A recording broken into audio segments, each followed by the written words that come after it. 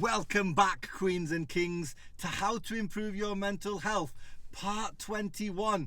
And in today's video, we're talking all about self-talk. So I'm going to be talking to myself. I sat down and had a conversation with myself about this video because it's all about self-talk. And I realized I actually spoke about this topic exactly a year ago. So I'm going to load up the footage from last year. But in the meantime, hit the like button on this video. And if you're new here, subscribe so you can improve your mental health with our One App community. Has anyone else had inner voice like venom in their head all the time? Always talking negative, always making you act negative. That's how important self-talk is. Self-talk is a massive factor in positive mindset, positive mental health, because if you think about it, think of how your confidence is affected when someone else says something bad to you in the day. Most people are affected negatively by that. Well, think about the fact that some people have a voice constantly in their head talking badly to them, talking negatively to them. You're not good enough, that was shit, they're not gonna like you, nobody likes you, all these things that go on in people's head. And it's no wonder people suffer from mental health issues when the inner voice is so negative. Self-talk is really important, but the good news is that you can actually work on your own self-talk just like you work on anything else. I want to use these videos not just to highlight what something is, but also to try and give you practical advice on how you can use things to help you. So I would say definitely listen out for what your inner voice says.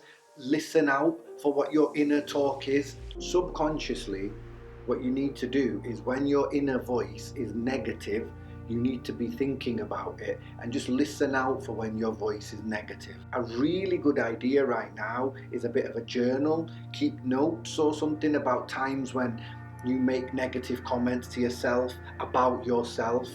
Challenge that self-talk. Is there any evidence for what my brain says to me? Is there any evidence for what my self-talk says to me? And also ask yourself, what would I say to a friend in a similar situation? Would I be so harsh? Or would I be a lot kinder? And if the answer is that you'd be a lot kinder, why are you not being kinder to yourself?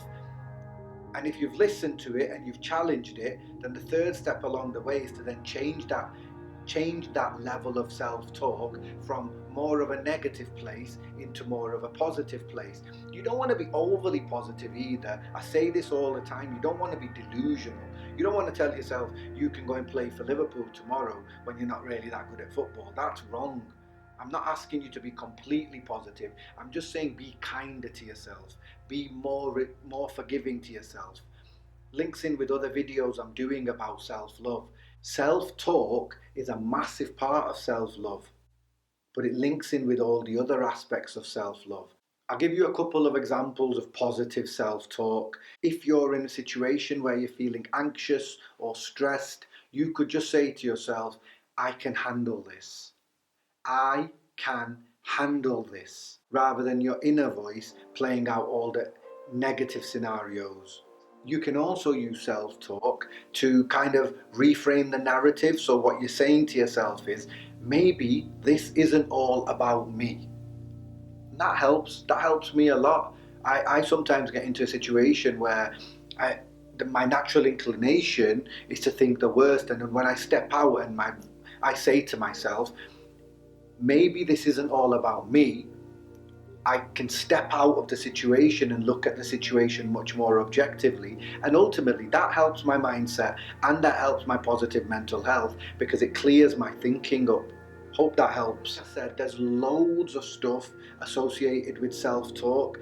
Introducing the word yet in your vocabulary, so you might not have completed something, and instead of saying I've not done that, you can simply say I haven't done that yet. And in your mind, subconsciously, you've just said to yourself that you are going to do it, even though you've not done it yet. And a little word like yet makes a massive difference in your self-talk vocabulary. Look, you can use self-talk when you're setting boundaries. You can use self-talk to give yourself motivation or inspiration. You can use self-talk to be kinder to yourself. You can use self-talk to forgive yourself. You can use self-talk for almost every area in your life.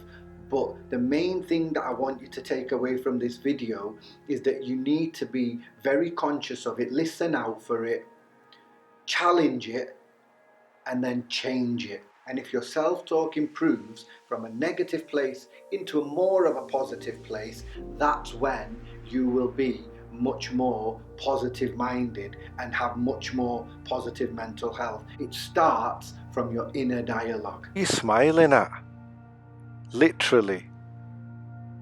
Now, you know where this is coming from.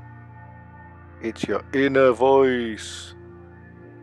And I'm shutting you down. Nah, I'm only kidding. I'm only kidding. Chill.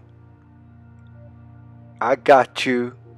We're doing a good thing. Smile. We're doing a good thing. Now hit him with the catchphrase. There you go, Your Royal Highness. I hope you've learnt the importance of self-talk today and how to improve your self-talk.